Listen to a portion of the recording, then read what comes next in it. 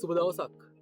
අපි දඟන්නවා ඔන්ට්‍රප්‍රෙනර්ෂිප් කියන්නේ එහෙම නැත්නම් බිස්නස් එකක් පටන් අරන් කරගෙන යනවා කියන්නේ මාරම වව් මොටිවේෂන් එකක් තියෙන දෙයක් කියලා. හැබැයි ඇත්තටම ඔන්ට්‍රප්‍රෙනර්ෂිප් වල හරි බිස්නස් එක පටන් අරන් කරගෙන යනකොට අපේ සාර්ථකත්වය තියෙන්නේ මේ වව් කියලා අපි දකින වැඩවල නෙමෙයි.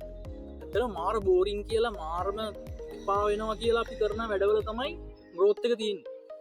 ඒවගේම අපිට අර වාව් ඔයා මරු කියලා කියන කට්ටිය නෙමෙයි අපි ඇත්තන වර්ධනයට දව්වෙන්නේ අපිට අර දරාගන්න බැරි දේවල් කියන්නේ ගැන ඔයාගේ මෙහම අවුලත්ති මේක කරන්න එවා මෙහෙම කියලා ඒ කට්ටිය තමයි ඇත්තරම අපේ ගෝත්තකට දව්වෙන්න.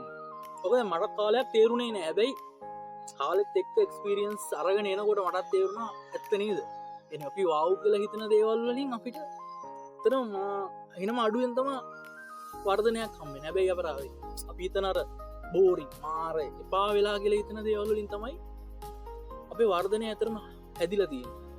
අපි මගේ ජීවිතේ මගේ පිටිපස්සට මෙහෙම බැලුවත් එහාට බැලුවොත් එහෙම දේවල් තමයි. ඒතකොට ඉස්සස් වලදී උනත් කවදාවත් අපි හිතන දේ වෙන්නේ නැහැ. වෙන දේ හිතා ගන්නත් බැහැ. ඉතින් ඒ වගේ තමයි හැම දෙයකම අර අපිට බෝරින් කියලා හිතන දේ ඇතුලේ තමයි අපිට අර එපා වෙනවා කියලා හිතන දේ ඇතුලේ තමයි growth එක හැංගිලා තියෙන්නේ.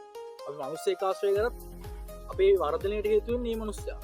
වැඩක් හිතුවත් අපේ වර්ධනයට හේතු වෙන්නේ බෝරින් කියලා හිතන.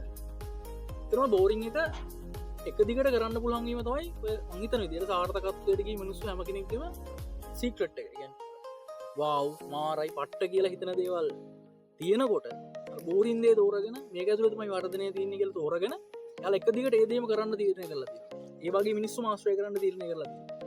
ඒකත් එක්ක තමයි යාලගේ වර්ධනය හැදිලා තියෙන කියලා මට හිතෙනවා පෞද්ගලිකව. මටත් කාලයක් තේරුණේ නැහැ. ඒ මට දැන් මේක තේරෙනවා. ඒකින්ද මේක අදහසක්.